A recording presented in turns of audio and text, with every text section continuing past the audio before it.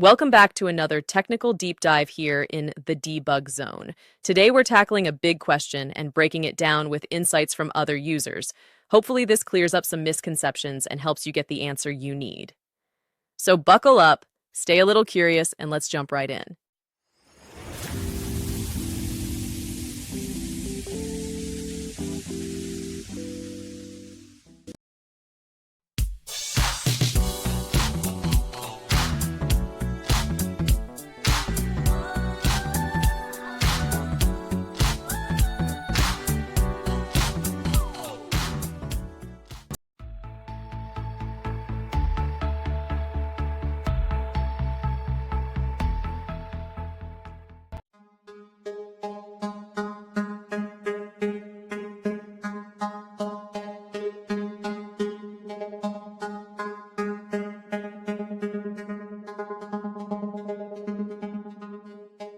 And that's a wrap.